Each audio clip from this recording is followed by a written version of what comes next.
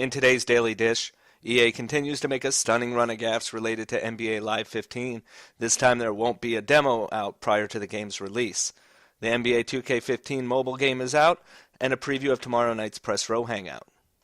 The mishandling of NBA Live continues, just a day after writing about how EA Sports is demonstrating no confidence in NBA Live 15 and that they have shown consumers nothing to make it appear the product is a viable one. Even while the future is very much in doubt as a series, we've learned there will be no pre-release demo for the game. No one is pre-ordering NBA Live 15. As I've discussed the last couple days on the Daily Dish, it ranks on Amazon behind years-old sports games and all sorts of irrelevant software. And you can't blame consumers for having turned away from Live.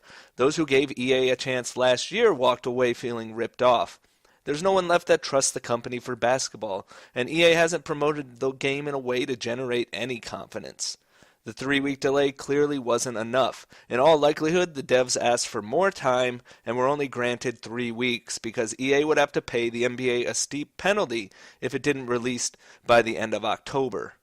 That delay may be the reason behind a demo not coming out. Plans may have changed, but EA never corrected anyone who believed not only was a demo coming, but that it would be out earlier than most demos, something EA themselves suggested in an interview and a podcast over the summer. The EA Access period is not a demo substitute. Very few people, even less that have any potential interest in NBA Live 15, are subscribers. That program is not widely adapted, but it will allow people to at least see some of the game before it releases, something evidently EA might be regretting now as far as their promise to release all games early through the service. Right now, it's hard to imagine NBA Live surviving past this upcoming release. There is simply no upside on the horizon for EA. They botched the reboots, they've lied and misled along the way, and are showing no urgency related to NBA Live 15. One might take from that its fate has already been sealed. NBA 2K15 is now available on iTunes for iOS devices and the Android App Store for Fire devices, and that includes Fire TV. Right now, it has not gone out through Google Play for Android, which suggests a possible timed exclusive with Amazon. Last year, the Android version of NBA 2K14 went out weeks after iOS, but that had nothing to do with Amazon. The game offers a full My Career mode with improved graphics, virtual controller sizing, and even controller support. NBA 2K15 is being sold for $8, which continues 2K's strategy of releasing premium games for mobile rather than going the free-to-play route.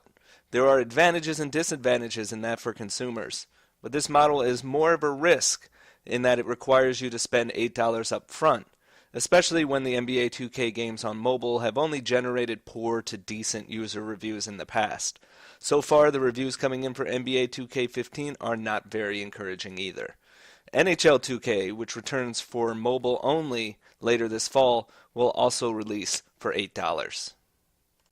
The next Press Row Hangout is scheduled to air live Friday night at 11 Eastern Time, 8 Pacific Time. Join us for the show, or check it out afterwards when it's archived to YouTube and posted on Pastapadre.com.